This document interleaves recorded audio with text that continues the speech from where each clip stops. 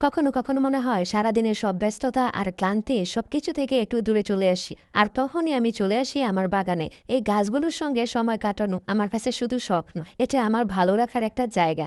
আজকে আপনাদের সঙ্গে শেয়ার করছি আমার বাগানে কাটানো একটা দিনের কিছু মুহূর্ত। এখানে দেখতে পারবেন বিভিন্ন ধরনের গাছের যত্ন নিচ্ছি।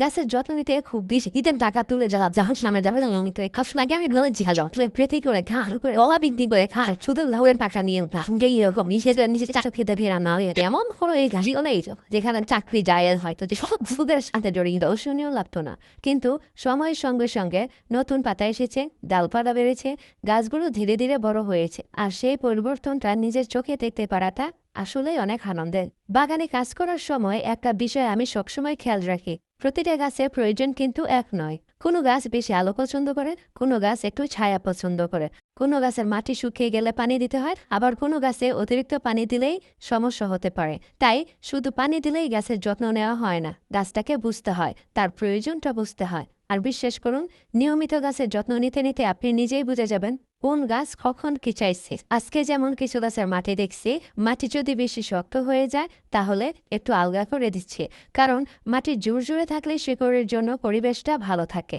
এরপর প্রয়োজন অনুযায়ী পানি দিচ্ছি।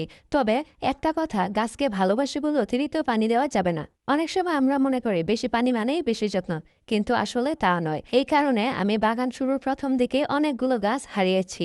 তার মধ্যে একটা ছিল স্নেক প্লান্ট। গাছের যত্ন মানে হলো প্রয়োজন অনুযায়ী যত্ন নেওয়া। আর এই ছোট ছোট কাজগুলো করতে করতেই বাগানটা ধীরে ধীরে নিজের মতো করে সুন্দর হয়ে ওঠে। আমার কাছে বাগান মানে শুধু অনেকগুলো গাছ একসঙ্গে রাখানো। বাগান মানে হলো প্রতিদিন নতুন কিছু দেখা।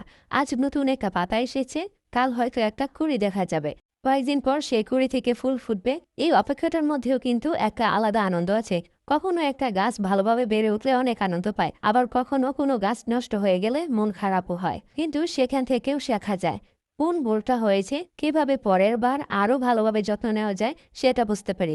বাগান আমাকে একটা জিনিস খুব ভালোভাবে কাঠগোলাপের কাটিং থেকে যারা করা খুবই সহজ। আগে এটাই মনে গেলে কাল ঋতুতে চলাম যখন নিজে গাছ করতে গেছি, পরপর তিনবার ব্যর্থ হয়েছি, পরে চতুর্থবার সফল হয়েছি, তাও আবার নিজের গাছ ডাল থেকে। কেন বাইক গাছ কেনার আগে ডাল থেকে যারা বিলে কি মহাভারত দূষিত হয়ে যেত, তখন তো আর আমার গাছ কিনে লাগতো না। আর কিছু গাছ আছে যেগুলো ক্ষেত্রেও সেম কাহিনী। শুরু 1 মাস আগে জ্বরে এই ডালটা ভেঙে গেছিল, পরে আমি এটাকে সাইজ করে কেটে ফাঙ্গি সেট লাগিয়ে যেদিন ছায়া রেখে দিচ্ছিলাম। এরপর ওয়ান টাইম গ্লাসে পালি দিয়ে বসিয়ে দিয়েছি, মাঝে মধ্যে পানি স্প্রে করতাম। কয়েকদিন পর দেখি নতুন পাতা আর শিকড় বের হচ্ছে। এই থেকে নিজে খুশি হয়েছি। 3বার ব্যর্থ হওয়ার পর চতুর্থবার সফল হলো। এখন ফলাফল আমার সামনে। আপনিও কি কাঠগোলাপের চারা করেছে? আজকে কমেন্টে জানার। বাগানের কাজও প্রায় শেষ।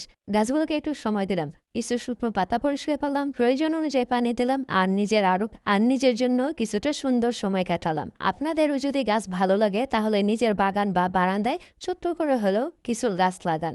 বিশ্বাস করুন, গাছ বড় হওয়ার সঙ্গে সঙ্গে আপনার ভালো লাগাটাও বড় হবে।